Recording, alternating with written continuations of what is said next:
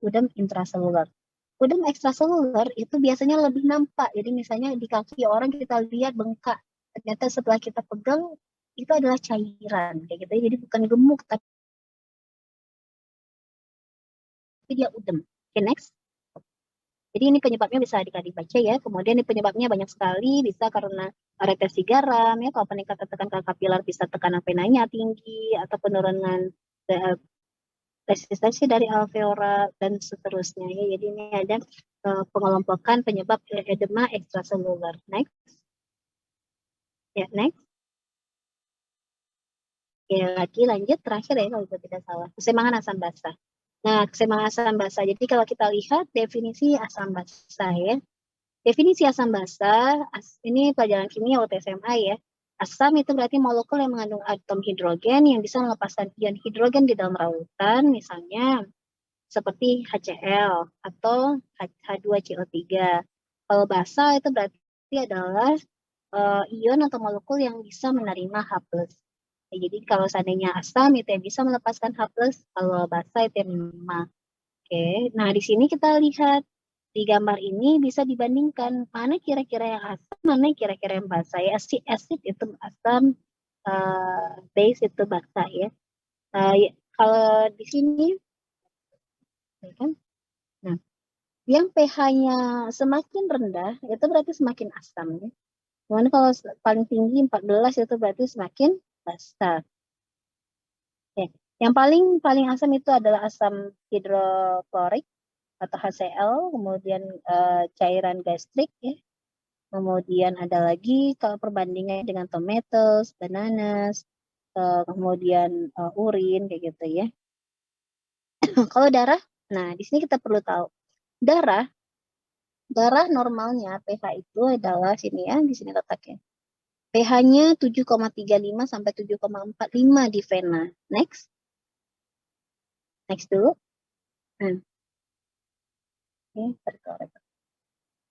Nah, ini asam basa ada yang kuat, ada yang lemah ya.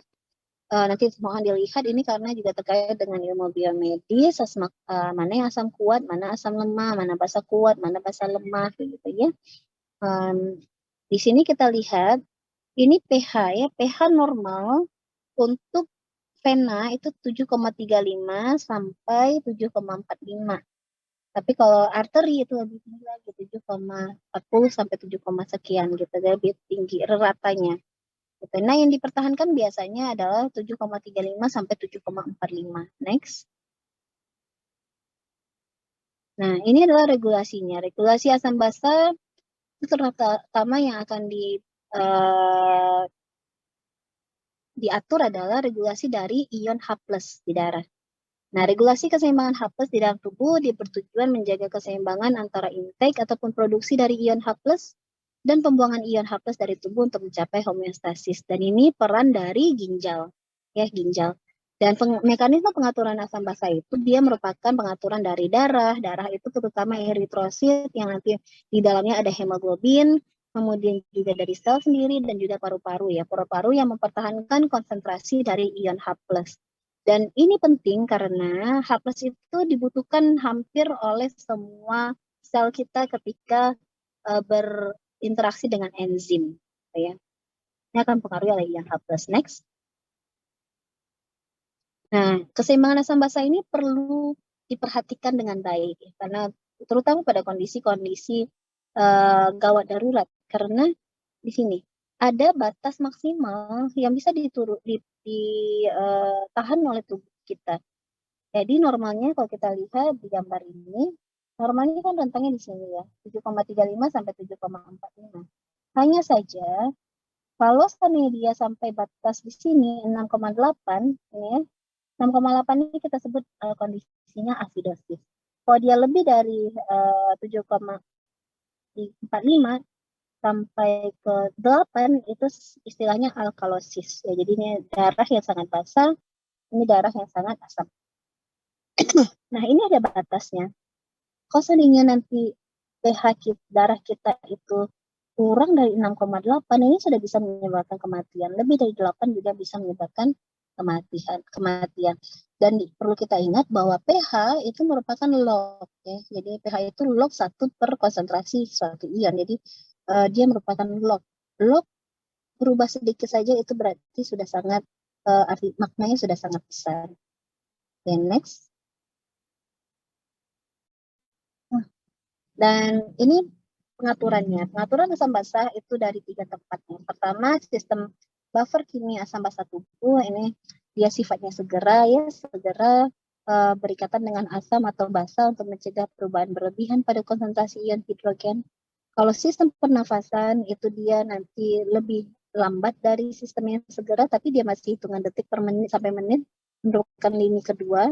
Dia untuk sistem pernafasan maka nanti metodenya adalah dengan mengatur pelepasan karbon dioksida sehingga nanti asam karbonat dari HCF itu bisa dilepaskan, ya. Kalau untuk ginjal ini dia sifatnya lebih lama, bisa sampai hitungan jam dan sifatnya adalah kalau seandainya terjadi alkalosis, maka nanti ekstraksi urin yang sifatnya alkali akan lebih banyak, gitu ya. Ataupun kalau dia sifat asidosis, maka pH urinnya juga akan lebih meningkat. Okay, next. Nah, ini pengaturan ion H+ oleh ginjal. Kalau seandainya plasma H+ yang meningkat, maka nanti dia akan melewati 2 jalur ya. Yang pertama, dia akan meningkatkan sekresi ion H+, sehingga nanti ekspresinya juga akan ditingkatkan. Kalau ekspresinya banyak, berarti yang ada di plasma jadi turun. Ya. Yang kedua, dia akan menyebabkan konservasi atau penahanan dari ion bikarbonat. Nanti kalau saya banyak di conservation, maka nanti ekspresinya akan lebih sedikit ya, karena dia dipertahankan tetap di dalam tubuh. Dan kalau seandainya dia banyak, nah kenapa dia perlu banyak? Kalau HCO3 ini banyak, nanti dia bisa menjadi buffer untuk H+, gitu ya. Makanya dia akan dibanyakkan di dalam plasma. Next. Nah, ini respon renal. Jadi seperti tadi ya, dia akan nampak ketika kita lihat pH urinnya. Kalau asidosis ya pH-nya jadi asidik, kalau alkalosis berarti pH-nya jadi alkalin. Gitu.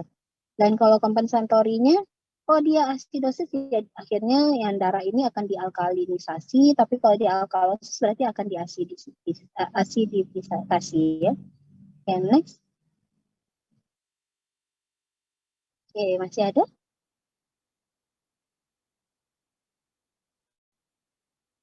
Ini sudah di akhir atau masih ada ya? Rasanya sih sudah di akhir. Udah habis, Bu.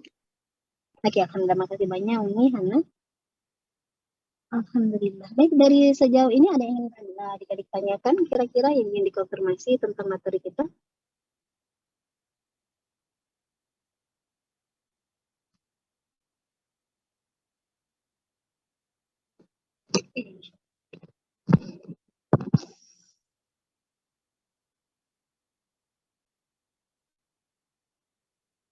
Seandainya tidak,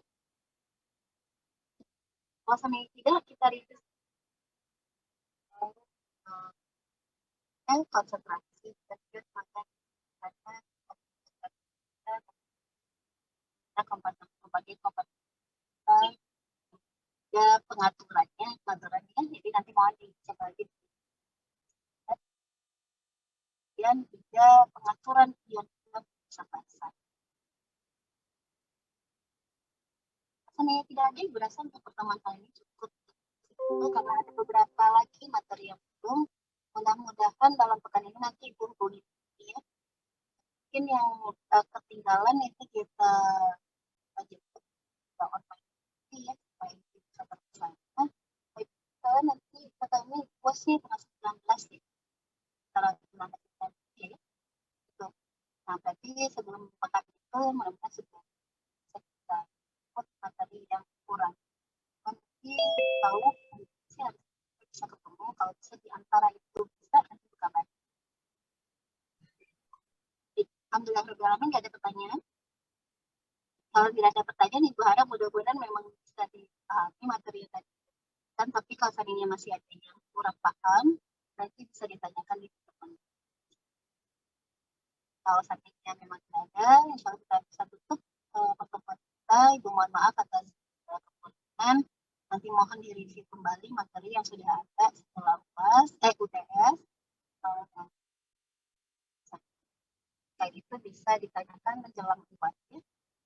Alhamdulillah rabbil alamin, Ibu tutup. Subhanakallah wa bihamdika asyhadu an la ilaha illa anta astaghfiruka wa atubu ilaik. Terima kasih banyak atas perhatian adik-adik semua. Insyaallah di next video. Assalamualaikum warahmatullahi wabarakatuh. Waalaikumsalam warahmatullahi wabarakatuh. Terima kasih, Bu. Terima kasih, Bu.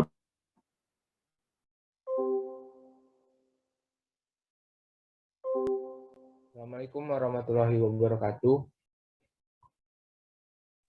Mohon, jangan di sini, mohon, ini Zoom ibunya. Terima kasih, guys.